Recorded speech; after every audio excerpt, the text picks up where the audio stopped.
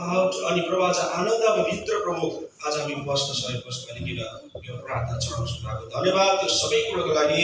अनि धन्यवाद प्रभु प्रार्थना जति हामी समय बिताउँछौँ सबै समयमा प्रभु तपाईँ हाम्रो साथमा रहिदिनुहोस्। हरेक यहाँनिर जति भेला भएका छन् सबैको साथमा रहिदिनुहोस्। अनि तपाईँको आशिष अनुग्रह तपाईँको आनन्द तपाईँको प्रभु कृपा तपाईँको उपस्थिति हरेकको साथमा रहिकन आजको दिन हामीले सम्पूर्ण हामीले पुरा गर्न सकेको छौँ भनिकन यो प्रार्थना बिन्ती प्रभु तपाईँको जन्म राख्दै आशिष माग्दछु प्रभु येशू ख्रीष्टको नाममा। र आज हामीले हाम्रो चिफ गेस्ट हामीले बोलाएर अनि हामी के सम्झिन्छौँ भने हाम्रो चिफ गेस्ट चाहिँ येशू ख्रीष्ट हुनुहुन्छ। आमेन। जतिजना तपाईँहरूलाई आमन्त्रित गर्यौँ जस्तै हाम्रो यहाँनिर हाम्रो दिदीहरू हुनुहुन्छ है, यहाँ चमार हुनुहुन्छ, जति तपाईँहरू जसले तपाईँहरूलाई निमन्त्रणा गरे अनि तपाईँहरू सबैजना चाहिँ हाम्रो गेस्ट अफ अनर हुनुहुन्छ। हामी तपाईँलाई आदर गर्छौँ, सम्मान गर्छौँ अनि येशू ख्रीष्टको प्रेमको सन्देश तपाईँहरूलाई सुन्न सक्नुहुन्छ। बाइबल खण्ड मत्ती 1:1-25 सम्म म पढेर सुनाउँछु। यो यस प्रकार छ, तपाईँले ध्यान दिएर सुन्न पर्ने हुन्छ। यसको शीर्षक यस्तो छ, येशूको जन्म।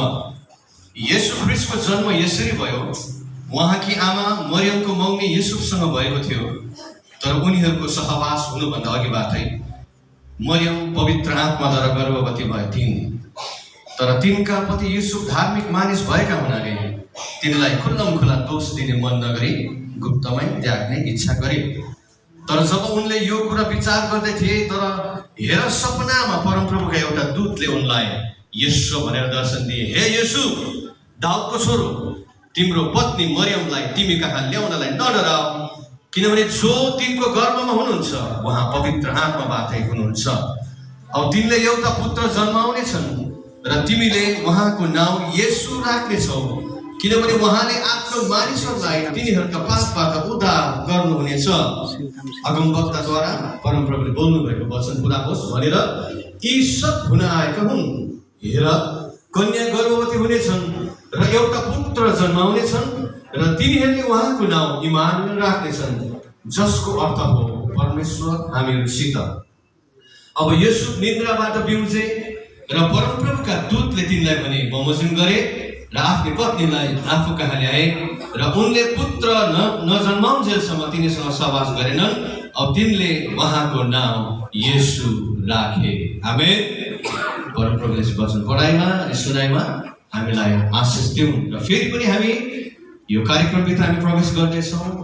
सिङताम सिलो चर्चको तर्फबाट, मण्डलीको तर्फबाट र हामी पास्टरको तर्फबाट तपाईँहरू सबैजना आमन्त्रित अतिथिगण अनि मण्डलीका लोकहरू तपाईँहरू सबैलाई हामी स्वागत गर्दै हामी सुरुमा एउटा गीत गाएर हामी आजको यस क्रिसमस सेलिब्रेसनभित्र प्रवेश गर्नेछौँ। सिसिरियामको जाडोमा डिसेम्बरको महिनामा भन्ने गीतलाई तपाईँले त्यो व्हाट्सएप ग्रुपमा पनि मैले पठाएको छु, त्यसलाई हेर्न सक्नुहुन्छ। अनि युथहरूले विशेष यसलाई लिड गर्नेछ, तपाईँहरूले यो गीतलाई लिड गर्नुपर्ने हुन्छ र हामी सबैजना खडा हुनेछौँ। हामी आमन्त्रित अतिथिहरूलाई पनि हामी खडा हुने निवेदन गर्दछौँ। अनि हुन सके हामी सबैजना बसेकै ठाउँमा हातहरू हल्लाउँदै नाच्दै जन्मेको येशूलाई हामी धन्यवाद गर्दछौँ।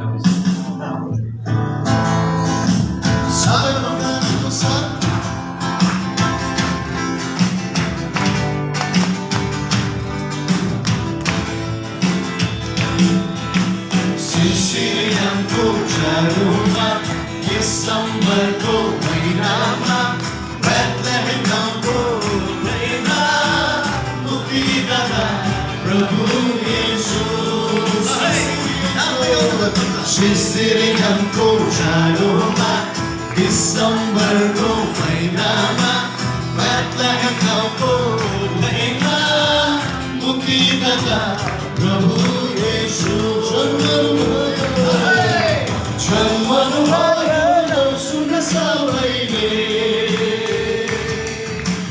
गम्फुको तारामा गाउँ सबैले।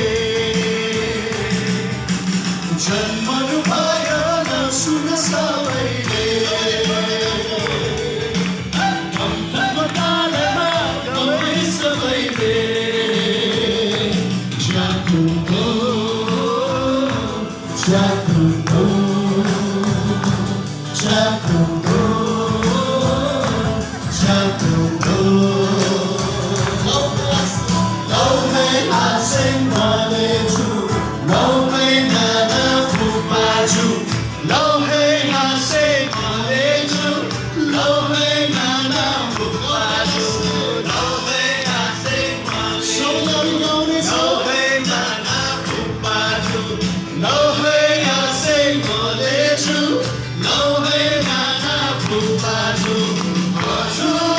हजुरहरूलाई यो राम्रो खबर छ हजुरहरूलाई यो राम्रो खबर छ जन्मनु भयो नौ सुन्न सबैले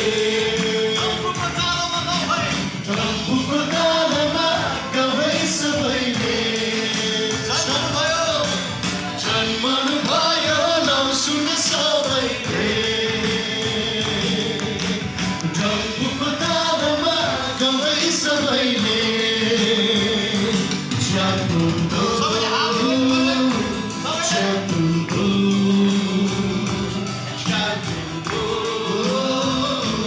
च्यापुन्दो राम्रो राम्रो बडाले दिनु फुलाको आगो त ताप्नु झुलाको कमर दिनु फुलाको आगो त ताप्नु झुलाको कमर दिनु फुलाको आगो त ताप्नु झुलाको कमर दिनु फुलाको स्तुति र महिमा दिनलाई हुन्छ स्तुति र महिमा दिनलाई हुन्छ जन्मनु भयो नौ सुन्न सबैले डम्फुको तालमा गाउँ सबैले जन्मनु भयो नौ सुन्न सबैले डम्फुको तालमा गाउँ सबैले च्यापुन्दो च्यापुन्दो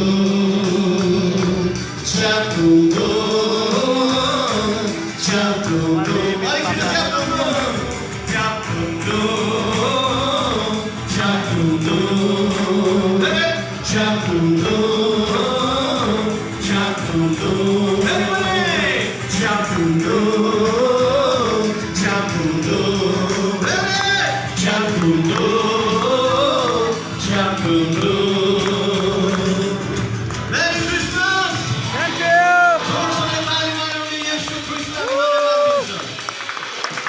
हुन्छ, तपाईहरु बस्न सक्नुहुन्छ।